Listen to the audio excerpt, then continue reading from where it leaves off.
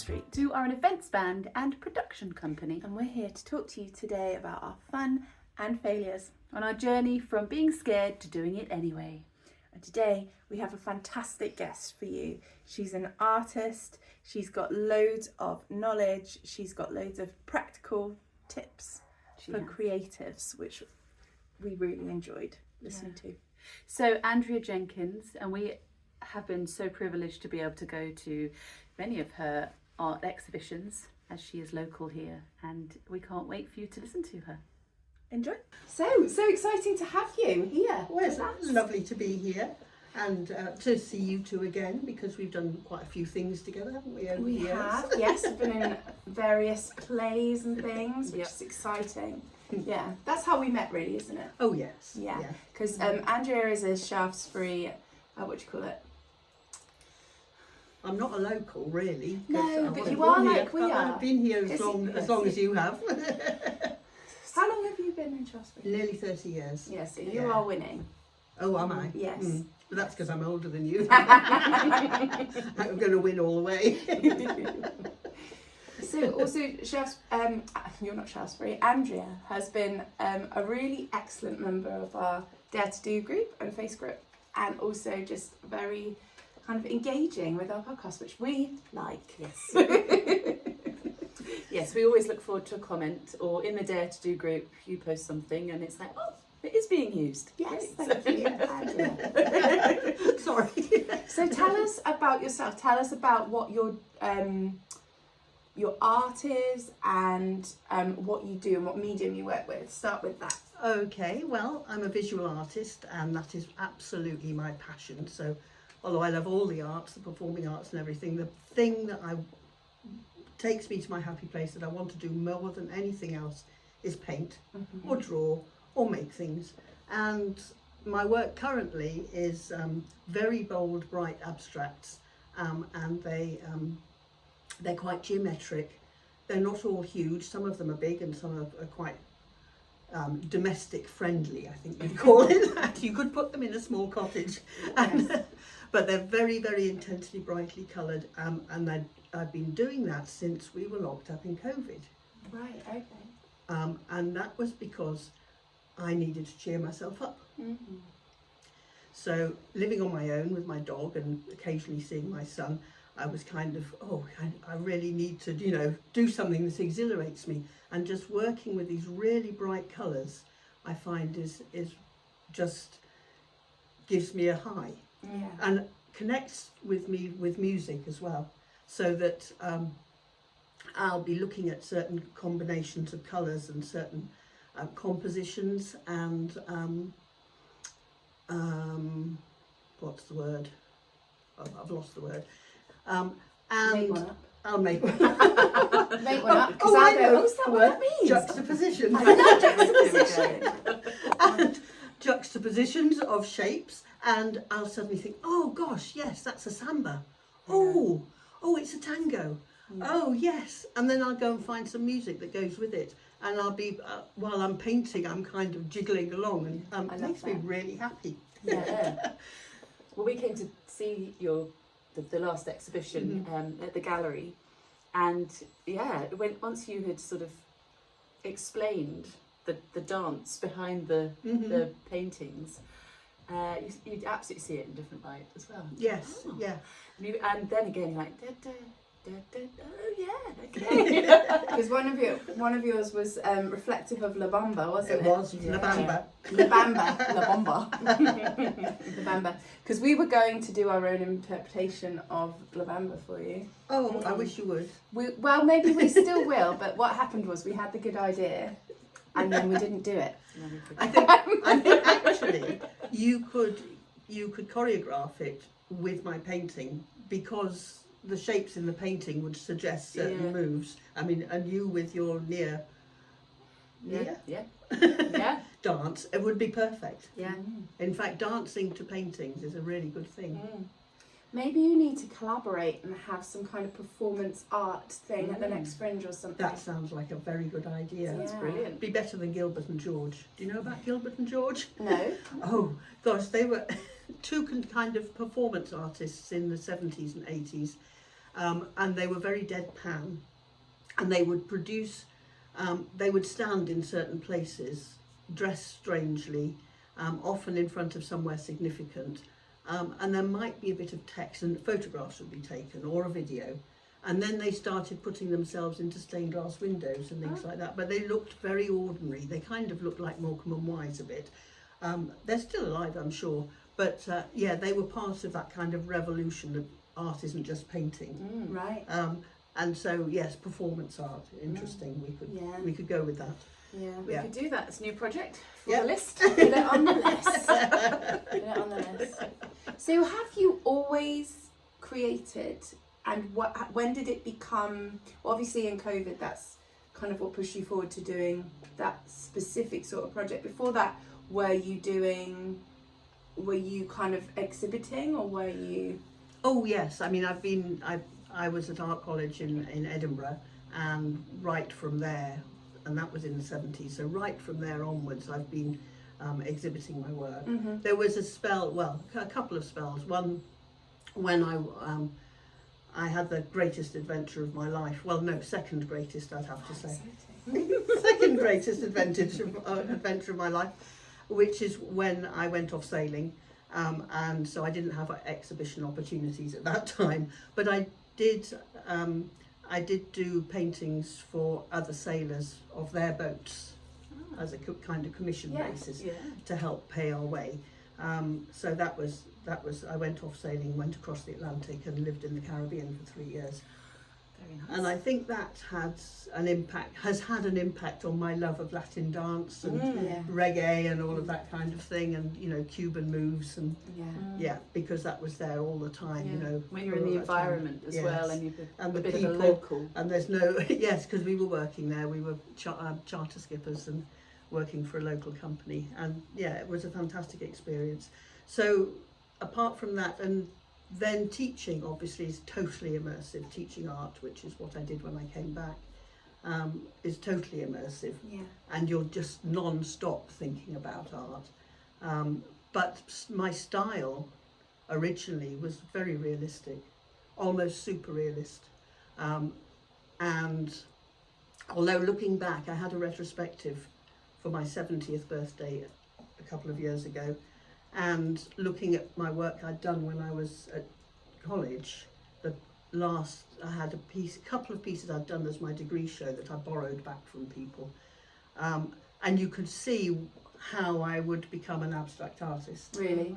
So you could see things in the composition, the way that I use flat areas of colour, and then put tremendous detail in certain little bits of the painting. So they were in effect from observation, but I'd arranged them so that they were almost abstract. So yes, so that's where that's. And then when I came back, I went into teaching, and then had some exhibitions then. But then I had a child, and that was the greatest adventure of my life. And so obviously, while he was an infant and I was working full time, I couldn't also paint as much. But once he got to that point where he was more self-sufficient, going out to see his friends and things, I got going again. Yeah. And started doing Dorset Art Weeks, which I could do during the half-term holidays. And so I'd have an open studio from about 2008, I suppose. I started doing that. And then when I stopped teaching, in 2013, I was back to being a full-time artist, and that was really new lease of life, absolutely brilliant. And then my work, I kind of spent a few years painting my way through the history of art, really. Or just trying things out. Well, I'd spent 24 years offering ideas to students, and coming up with and obviously when you teach art, you have to make lots of reference to other artists and other styles so that they get a knowledge about the art world, and it's not just manga and Disney cartoons. Yes. But they see something beyond that. Why do all teachers make us draw a Mars wrapper? Oh yeah, well that's a reference to pop art, isn't it? Is it? Andy Warhol. I just remember always having to draw a Mars. Didn't you get to actually Mars wrapper? get to do the Mars bar? No, well, that's probably right. Well, that was one of the things I used to teach. Oh, Was, really? well, not with a Mars bar, they were too expensive, but with rich tea biscuits. That's not Every the same. child. Sorry, but every child would have a rich tea biscuit. Yeah. And they'd have to draw the whole thing as realistically as possible, and then take a little bite out of it, and draw it again. Okay. And so you had a sequence until you got down to the crumbs. Yeah. And the child who managed to get the most drawings out of the rich tea biscuit would get a Mars bar as a prize. So it was an incentive to make it last as long as possible. Brilliant. Brilliant. So yes, yes, teaching certainly was something that fed me as much as I fed the students. There's no doubt about that. My art teacher was one of the most influential people in my life, in my young life. She passed away a few years ago, and I was so sad to hear it, but she was fantastic, and I think if you get a really good art teacher, someone who's really passionate and invested in the people and like drawing things out, literally, you can really change someone's life. Oh yes, I think it can make a difference. I think all the arts do that. Yeah, I'd say Yeah. I don't remember anything about art from school at all, but I do remember my dance teacher. There you go. But you know, See, yeah. but so that's if the you route can- it takes you. Yes. But maybe that's also teaching, isn't it? Oh, I think You know, so. if you've got the passion, Yes. you can actually deliver Yeah. with wanting to be there. Yeah. Yeah. Yes. That does Absolutely. change. As a teacher, when you're giving out like that, how do you fill up? Well, that's interesting. You have to fill up by, well, for me it would be filling up by going and seeing exhibitions Right. and that kind of thing. But actually I ran out of steam. Okay. So 24 years. I could have gone on teaching till I was, when did I get my state pension? 65. I stopped at 60 Right. because I really had run out of steam, and I didn't really have much more to give, Yeah. and I didn't need to feed up by being creative for myself. Yeah. Recognising that is Yeah. important because you can carry on. Yes. And that's where I think people sort of, you just lose that passion. Well, I for know, which is really students. sad, isn't it? And I think, you know, looking back, I mean, I still am in contact with quite a few of my ex-pupils, some of whom now, I can't believe this, some of whom are 50 and are grandparents. But, you know, my local postie, I taught her, and she... Really? she's- Oh, lovely. And it's lovely that she comes along and, oh, hello. And she finds it difficult to call me Andrea, Yes. I think I would find it hard, yeah. even though she's over 40, you know, she's got her own children growing up. So, yes. So, yeah, coming back to that, then moving more and more abstract, I was going towards abstract art. As I say, going through the history of art almost, there were certain periods of art that I wasn't so keen on, so I didn't try to emulate any of those. But and I wasn't consciously doing it actually. What was happening was I was just spilling out ideas after ideas, and so Yeah. every exhibition I had, and I had them about every 2 years at the Art Centre over the last 10 years, until recently, each one has been totally different Okay. and a totally different project and set of work. And it's now I'm beginning to settle into this abstract, purely abstract. They call it non-objective, so it has no reference to the physical world. It's just coming out of my mind. It's just about shapes and composition and colours, and I'm thoroughly enjoying it. I might change again, but for now, Well, that's the freedom of it, isn't it? Yeah. Not being like, you know, when you're 25, deciding I'm going to be this, and then having to stay in that box the Absolutely. whole time. I mean, Yeah. I think we all, especially as women, kind of reinvent ourselves 3 or 4 times. oh yes, Because our lives change so dramatically depending on our situation. So in Yeah. terms of like what you have to, if you're creative, you have to fit that in, like you say, with what's happening elsewhere in your life. Yeah. And we've definitely had to, like, if I look back at my life, like at what's going on, I've definitely had to adjust and like do a slightly different creative thing Yeah. to make that happen, to still get that. And the times where I've had nothing at all have been the lowest times Yes. when I haven't had I that. agree.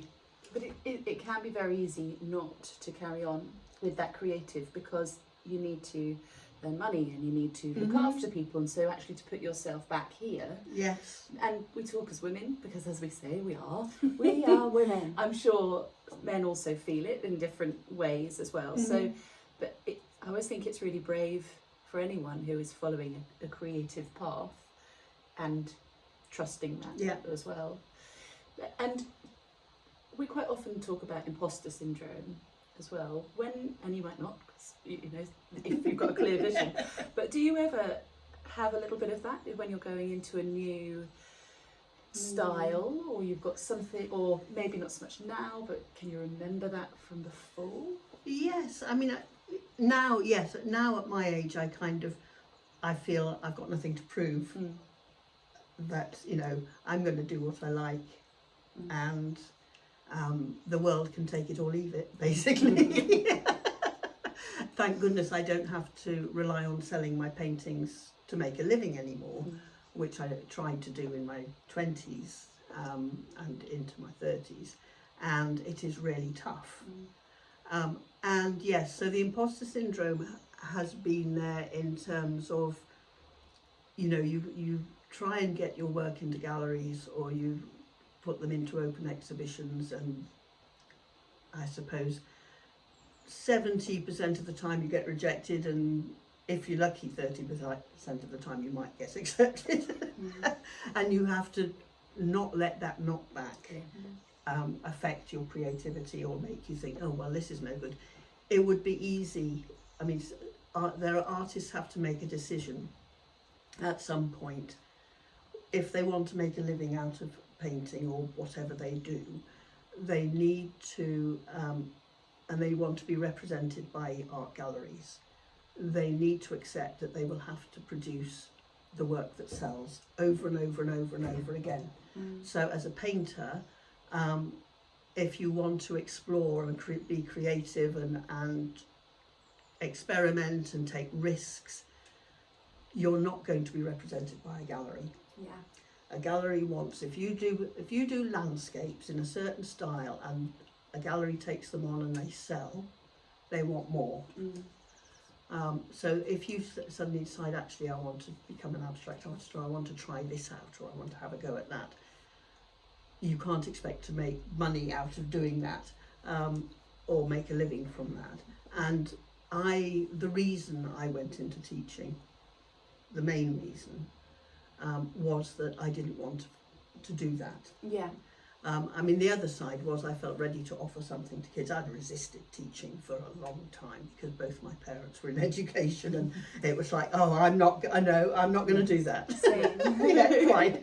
So we're on the same page there, and they would have loved it if, as soon as I finished college, I'd done a teaching year then, but I didn't do it till I was 35. So, and they breathed a sigh of relief, I think. It's the creative's curse, though, isn't it? Having to produce something that sells. Yes. And having to, well, you don't have to, like you say, but then you're choosing to make less money because you're less marketable. Absolutely. So you kind of almost have to have if you want to do it, you have to have a two-pronged attack. Yeah. And it's not just painting, is it? Like, we definitely have that's things that happened to we you. try and sell more, and then ways that we try and express ourselves more. Yeah. And I think it's the same with songwriting, with, you know, singer-songwriters, musicians, writers. Yes. It must be so frustrating to be put in a box and know that makes money, and that's what people want from you. Yeah. And it's there are artists, and there are writers as well, aren't there, who have different personas. So they have pseudonyms. Yes. And I've got a couple of friends who do different work under different names. One is their kind of commercial, or their real name is the commercial one, and then they have another name which is their experimental stuff that they do. What would your experimental name be? Now then, we could make one up, couldn't we? Because they always have that. What would your porn star name be? Is your first dog, and then your, what is it, the colour of the pants you got on? Or something? Yeah. Oh, that would be lovely, yes. Well, now I'll have to have a think about that one. Have a I'll think come about back that, to you get on back that. to us. We often talk about names and stage names and things like that. It could be a conversation in the Dare to Do group. Yes, let's put it in yes, there. yes, Put it in good there. idea. Okay. Although often the ones they say, I always wonder if it's a fishing exercise because it's often like, what's your middle name and your mother's maiden Yes, name? quite, Yeah. And your bank Or after account your- details. Yes, or after your Oh, passport. I don't know. No, you'd have to do some kind of disclaimer, wouldn't we? Yes. It's a good idea there. Hmm. So, what do you do? I mean, what do you do when you feel stuck with a project?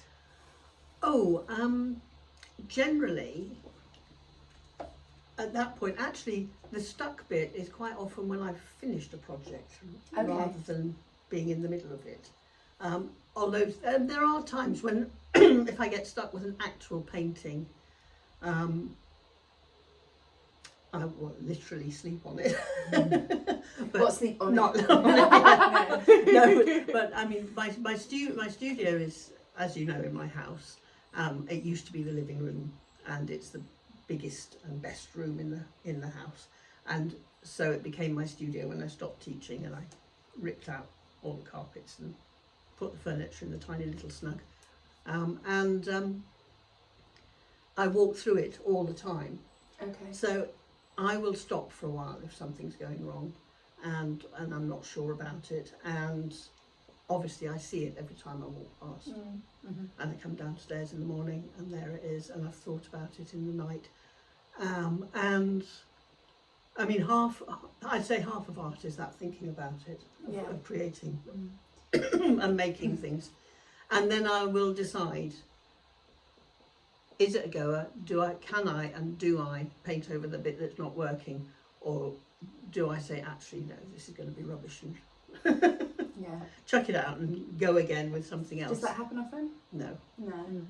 Not now. Not now. But what happens at the end of, so having just had an exhibition at the beginning of June, I haven't done any painting since. And I need always, after an exhibition, there's always an intensive build up to get enough work done to fill the gallery. And I find myself afterwards, I think, oh, right, well, what next? So I don't do any painting, and I haven't got it in me to do any painting for maybe 1 or 2 months.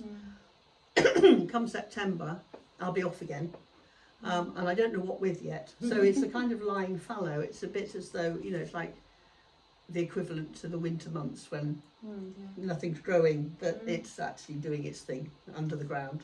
It's interesting. It's quite a similar process to what we have normally after. So the Fringe is coming up. We've normally set ourselves the deadline of the Fringe to do something new, and then normally we've had a few new projects this year, but we haven't had that time where we just have that like white noise of like, and your brain recovers, and your body recovers, and you kind of mull things over. But that's about to come for us, and then we love September as a creative time. Yes. We always find it as almost like it's a better January. Yeah. Because it's not as depressing I agree. weather-wise, and you can set some goals. Things are really achievable. Like, it's a good new start. You're finally like, all the family routine goes back to normal, in theory. There's a good energy around that I sort think of so. autumn. Yeah, because I'm an autumn person. Yeah, I've always felt. Yeah. Well, my jobs have sort of always restarted from September, but maybe that is just because it's been hot as well, and then you can. Oh, temperature's nice. You're more energised, I think. And it's interesting that you're saying that art is like a lot about thinking, because I was thinking about the times in rehearsals where we'll just both be sat there like thinking, going through our brains for ideas, or like trying to make it, like trying to imagine what we might say or how we might work, and it just goes really quiet, and we've both just got these weird looks on our faces. And then just like, absolutely your phrase that understand quite that. often comes out is, isn't it weird how our brains think? Or so, it's like, isn't it weird that we think? And then you go, because you're going through these thoughts in you're literally, it's such a weird, I think it's a weird thing. You wouldn't want to like get stoned and try and figure that out, would you? No, you'd not be really. like, whoa. No. Yeah, often our thinking faces. Well, Like yes. one of my kids might just walk in and we're you like, have to do it together, which is interesting because obviously making art is a very isolated thing. yeah, And so you're doing it on your own. You might sound out ideas with another artist, because obviously we're quite a good network of artists. yeah, But even then, sometimes you don't want to actually verbalise it because it's too new. right, And while things are new and ideas are just Yeah. kind of little fetuses, fragile. a bit fragile, and somebody might just knock it completely on the head and say, "Oh, that's ridiculous." Yeah, I think, oh, okay. Because once it's out, it's You out, almost have isn't to do it. So, Yes, yeah, you I mean, do, yeah. I think, if I say to somebody, right, I'm going to go and see these different people and see if I can use their space for an exhibition, then I feel obliged to go and do it. Yeah. While it's just in my mind, I can procrastinate. We try and say things out loud to make them happen. So there's a lot of things Yes. we talk about quite a lot at the minute that aren't happening yet. Mhm. And we're not necessarily a project, but things we want to kind of get to, or little goals, and we just say, well, when we blah blah blah, and then we're just trying to like say it to make it happen. But we are quite lucky in that we're to one brain in two people, so like that the other one isn't going to try and break that Yes. down. But yeah. But sort of we've learned, I think, as well, when you have a big project, like you were saying, you sort of need that space to come away Mhm. for a minute. We know that next weekend's going to be a big weekend, although we have done the show now Yes. already. Yeah. Next weekend will be a big weekend, and Monday we will be like, Absolutely. and we had Quiet. a huge project last year, and we'd taken on work the following day, and then that got cancelled, and actually I think we were both We're quite relieved, really actually. pleased in a way, because it was to do with weather and stuff. It was unfortunate, but we were like, we shouldn't have taken that Don't do that. on Yeah. because we're still like, Normally, like, so we speak all the time, we see each other all the time, and then normally after the Fringe we don't for a bit. But this time that's not happening. we're so- going, But we're we're going doing trolley. recreational We are. Oh, good. next day. That's Yeah, lovely. so it's fun. Excellent.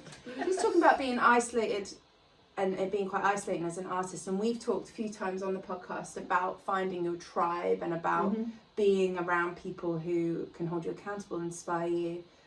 So working on your own as an artist, how does that work? Have you found a group of people? Do you work with people? How does it work? Oh, yes, definitely. I think when I first stopped teaching and was back to being an artist full time, Dorset Art Weeks, which is a really good kind of networking thing for artists, as well as obviously interesting for the public to go and Just see explain different quickly studios. what that is for Dor- our international listeners. Oh, of course. All two of them.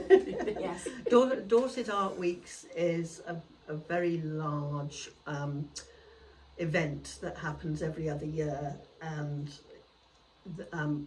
artists open their studios for 2 weeks, and there's really good publicity around it by Dorset Visual Arts, and people can go and visit the studios, see work in practice, see the work which is for sale, and there are exhibitions on in galleries and things that are specific to that too.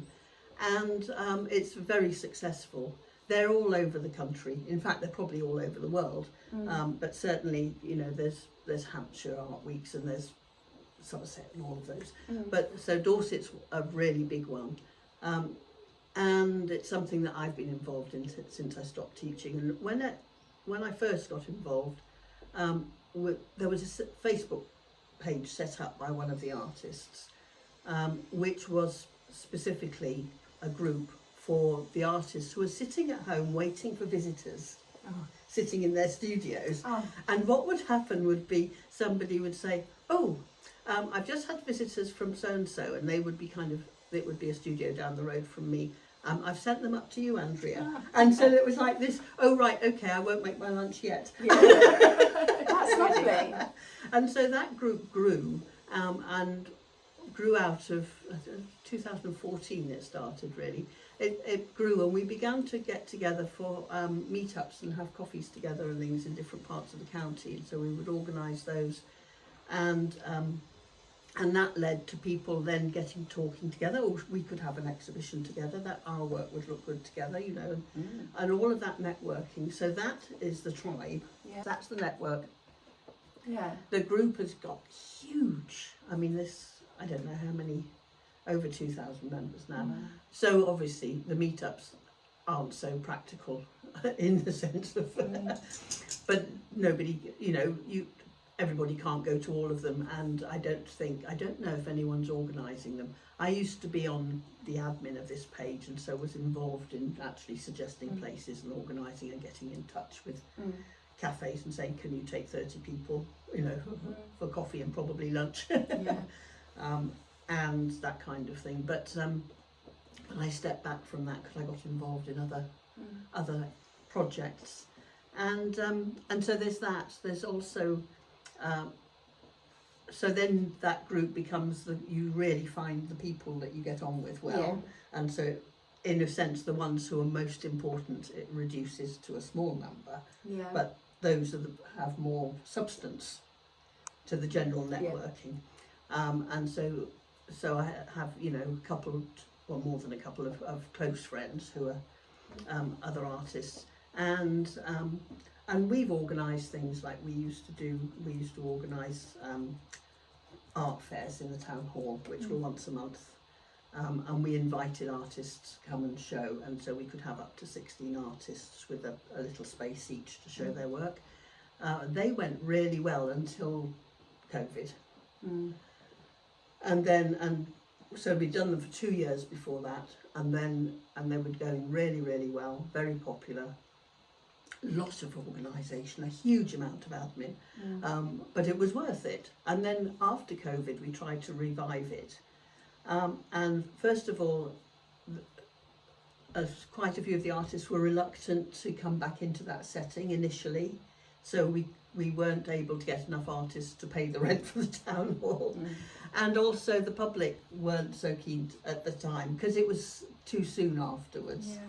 And then my friend and I said, enough's enough, you know, we've worked really hard. If somebody else wants to take over running it, that's fine, but we've done our bit, so we'll stop and move on to something else. And so we did, and so we organised an art trail. The thing is that what COVID did, it was horrible and it ruined so many things, didn't it? But also it made you switch your thinking and think, right, what else? How else can we do this? Exactly. So that's really interesting. So you organised the arts trail. That's you, is it? That was a friend and I. A friend decided she would do it. I said I'll help with the admin stuff because I'm better on the computer than she is. And so we did the Blackmore Vale Art Trail, which we did twice. We did 2021 and 23. And again, a huge amount of admin and chasing cats, because we were talking about, you know, metaphorically or just literally. It's my term for artists, actually, chasing artists, but I call it chasing cats. So basically, if you've got 20 odd artists and you're wanting information from them and photos to put in a brochure and all of that kind of thing, it's a task. So we did that for a couple of years. Again, went really well and was as good as the big Dorset Art Weeks thing, but it was local, so nobody further away than Sturminster or Gillingham and out towards the Don Heads a bit. So, you know, we kept it very local, which meant that people could actually spend just a day doing half of them and have a couple of days doing it, and it was only on for a week. But they went well, and we're quite proud of ourselves doing that, you know. You're a doer, aren't you? You get shit done. I like that in a person, like, and you can just tell you're like, right, well, I'm tired. Oh, have a minute. Right, I'm going to do this, and I'm going to make this happen. And we like women like that. We need to harness your energy somehow. I'm not always that energetic. I mean, this afternoon I'm going to be watching tennis, you know. Yeah, well, maybe that's fan. why you're such a good doer, because you know when things are draining you and you know when to rest. It could be, yes, it could be, yeah. Yes, because when I am a bit all or nothing. When I'm actually doing, I'm full on, 100%. And then when I stop, I really do stop. Yeah. So you mentioned deadlines a bit earlier, like when you have the deadline of an exhibition. Mm-hmm. Do you use that? Because we definitely use deadlines to move ourselves forward. Oh, yes. Yes. Do you think all creatives are procrastinators? Yes. Definitely. I think the brain moves too quickly as well, doesn't it? And there's so many ideas, actually, and then I just find myself just stood. Yeah. There's so much, it's overwhelming, isn't it? Yes. A deadline can help you focus, funnel them almost into like what has to happen. And I know that not all artists are the same, obviously, and some are very organised. Yeah. And I'm one of those, and some are absolutely scatty. They'll still meet their deadline, but it'll be chaos right up to the last minute, and chaos at the hanging. And you'll go into an exhibition where they hung the night before and they still haven't put up any labels, or they haven't finished yet, and it's like but they're open. Yes. Whereas other artists, and I have to say I am one of those. I'm sure it comes from the teaching as well that made me organised, because you have to be if you're a teacher. And I think being a single parent for a bit. Oh yes, you always being a single parent right from the start. Yeah. Okay, I wasn't sure. So you have to, don't you? Oh yeah. Because it lands on you. Yes, absolutely. Yeah. So when it comes to meeting the deadlines, then I have copious lists. I have a calendar, I have a diary, as well as my phone. And they all have to cross-reference. And I have a 2-page diary. So the same week on 2 pages, and one is for art and one is for home. And so all the things that are to do with art, deadlines for entering open exhibitions, ordering frames, for example, ordering greetings cards, because all of that has to be done before. And I know at the last exhibition somebody said, "Oh, you haven't got a card of that painting," and I said, "Was that me?" Yes, it was. I was like, "I like that painting. You haven't got a card of it." No, and the reason was that I painted that painting after I'd ordered the cards. Damn customers. Shame, but I'm sure for another exhibition I'll get them done, because I still now bought some cards. You did, thank you. I've used them. I've sent them out. Oh, lovely. Far and wide. Good. Yeah. So yes, I'm an organised one. Yeah, maybe you need to come and look at our diaries. I like the idea of having one for creative, one for just other shit. Yeah, absolutely. Yeah. And because they do need to cross-reference. Yeah, you need to see them at the same time, don't you? You know, there are things that happen with your home lives, and you both know this so well. And still, for me, even though my son is grown up and living abroad and things, but I have, elderly relatives as well who need help. And so those things are happening. And then there's exhibitions, and I'm handing in a painting in Sherborne, so-and-so, but I need to go and see. And how am I going to manage that? And you have to cross-reference. Very good. So, I've got a couple more questions if we have time. One is, what would you say to someone like Jess, who's been on our podcast, Jess Luck, who is a wonderful artist, and we talked to her about starting kind of after kids, like just starting in the middle and just going for it. What would you say to someone who was looking to start now? I would say, to use your phrase, just go for it anyway. Yeah. But also, I would say, find a group to be creative with to start off with. Don't try and just start on your own. Just to get a kickstart, even though you will eventually be working on your own. I think, and I think not to just go to a little old ladies art club. And as I think I can say that, but you can't, because I'm a little old lady. And there's some wonderful, really immersive art courses you can do over weekends and things. Yes, they cost a bit, but they'd be worth the investment. Yeah. And where you will be encouraged to really try out new things and not just to sit down and draw very carefully a bunch of flowers. There's a value.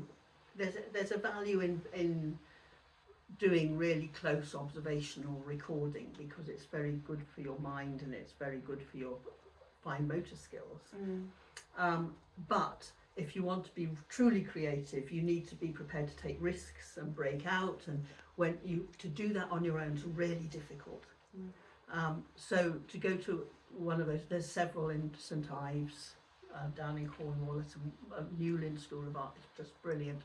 There's others over in Norfolk. They're all over the country. Actually, they're all over the world. A friend I have who is based in Bournemouth, he belonged to Bournemouth Arts Society, and they were very much to do with figurative, careful art. And he had retired from being an airline pilot or something. Right. And he just got into doing his art, but he was doing watercolours, and he belonged to this group. And he got frustrated because it wasn't exciting enough.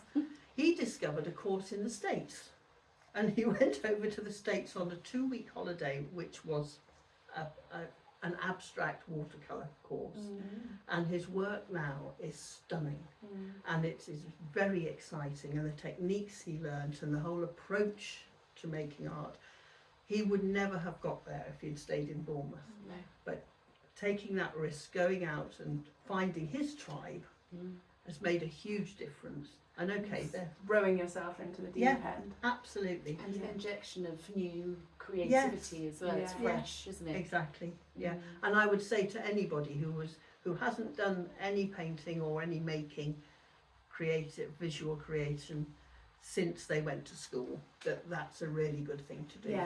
That's good and advice. I would advise that. That's good. They'd have to save up maybe, but it'd be worth it. And the other thing is, what now for you? What now? What does the future hold in terms of creative projects?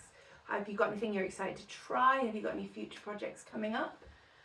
Well, I've got, in terms of being creative, what will happen, as we said before, in September, and maybe before, who knows, I'll start again. And I usually start by doing things I'm not very good at. So, but they often feed into new work. And so I'm not very good at printmaking. Okay. So that's things like lino cuts, and there's a thing called jelly printing, which isn't with jelly, but it's with... That sounds fun. Sounds fun, doesn't like it, that. actually? Another kind of performance art. Messy one. Very messy. But, and screen printing and that kind of thing. I like the idea of it. And I learned how to do it at college, but we had the technicians and we had all the gear properly. When you're trying to do it in your little studio at home, it's a bit different. And also I am stubbornly not wanting to change my ideas to fit the technique, which is something that I need to think about. So that's a thought process which is kind of muddling I along. can see them going together really well though. Well, like screen printing. Screen printing's great, except that logistically it's a nightmare. Yeah, okay. because my studio doesn't have a sink in it, so it's between the kitchen and then you've got this screen covered in ink, and you have to go to the kitchen and you have to make sure that you haven't left any dishes on the side. So screen printing, yes, but I'm still not ruling that out. No. I might have to put up with the nightmare. Or a benefactor. Oh, I need a little assistant. Yes. Yes. I've always wanted a houseboy, but there we go.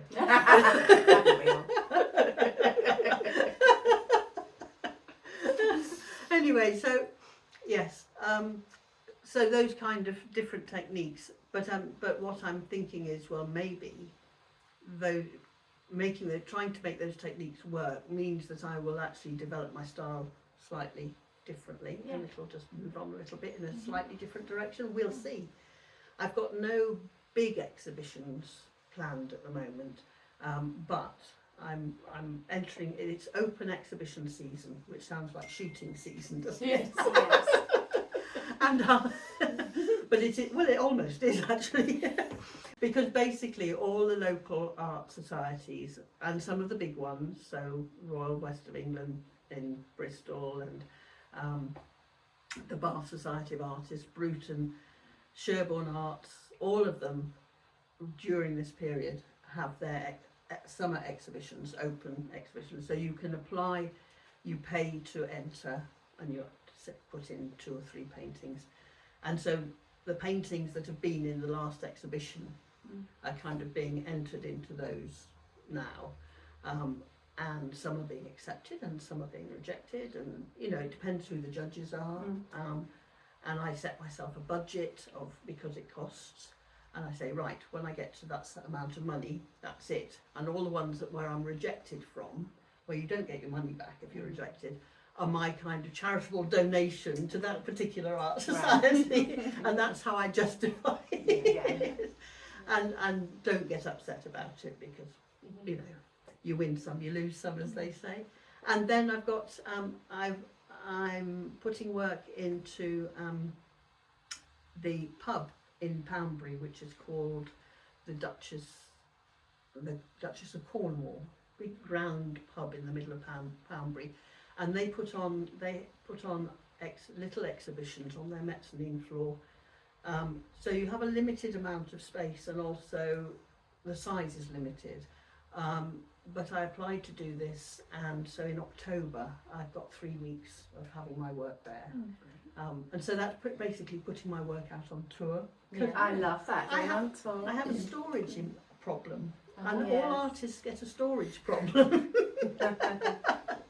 Unless they sell everything at every exhibition, which doesn't happen, obviously. And so 2 things happen. One is you have to get them somewhere else and have them somewhere else, and the other is you have to look at ones from the past and think, is this really worth keeping, or shall I paint over it? And there are some now. Does that hurt? Depend. Well, no, Okay. because if I really value them, I felt won't paint sad. over them. I'll only paint over ones that I think, well, I thought that was okay at the time, but actually, no, it's not really that brilliant. I was just thinking about you having a storage issue, and we've just had to change cameras because we have a storage issue. We really do. We've created so much on our phones that there's nowhere for it to go. Exactly. And I can't delete them. No. I don't like doing it. So yes, so getting the work out there. The other thing I have going on at the moment, which I did last year, but is still ongoing, is that I have a set of work that is with a company that rents exhibitions out to office spaces, and so I painted 10 pieces of work specially for them because it had to be a certain size. They came and collected it.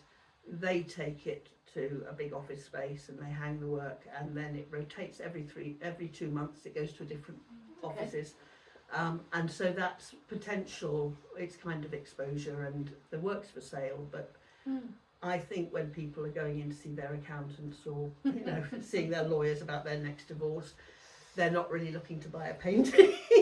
But you never know. You never know, because they might identify it with catches in that moment. Yeah. But that also helps with the storage. It helped, exactly. Well, what was lovely about that was that was that I wanted something to do over the winter, before I got going on the next exhibition work, and I thought, well, this would work because I'd paint the work and it would just go, and that's what happened, and it's great.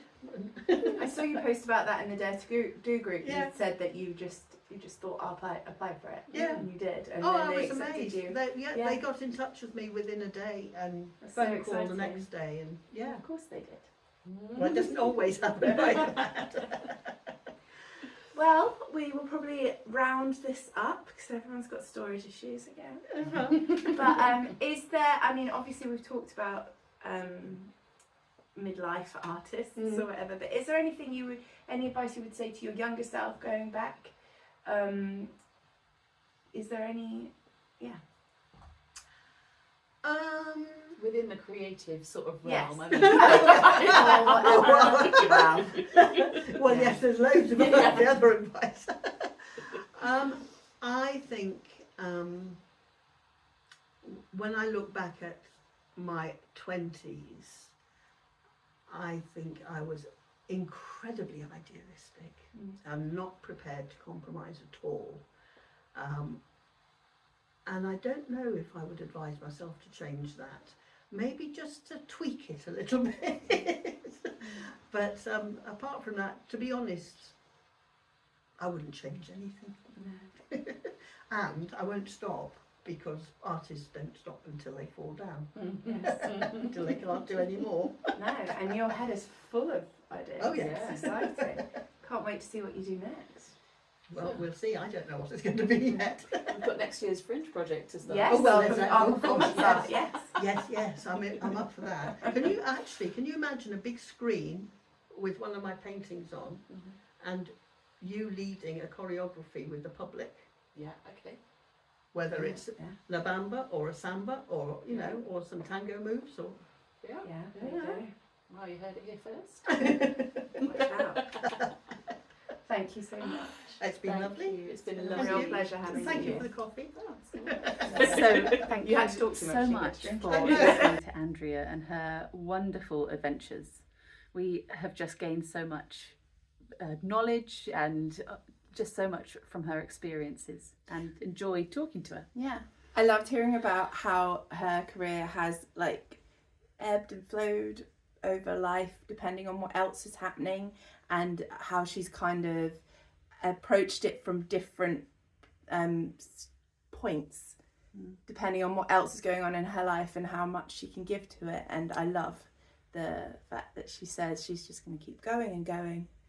She say artists don't stop till they drop. That's right. I thought it was shopping, but Yeah. it's artists. But not staying stagnant as well, keeping things fresh, and also really looking at building community as well, which it takes a lot to sort of get out there to be the one organising everything. Yeah, doesn't it? It does. So yes, we really hope that you have enjoyed it and gained some of her wonderful wisdom as well. And Andrea has been our final guest for season 4, but we have got some fantastic guests for you next season. So keep an eye out for those. And if you've got a creative project that you're working on, or if you're feeling a little stuck, Don't stop. keep going and Just do it anyway.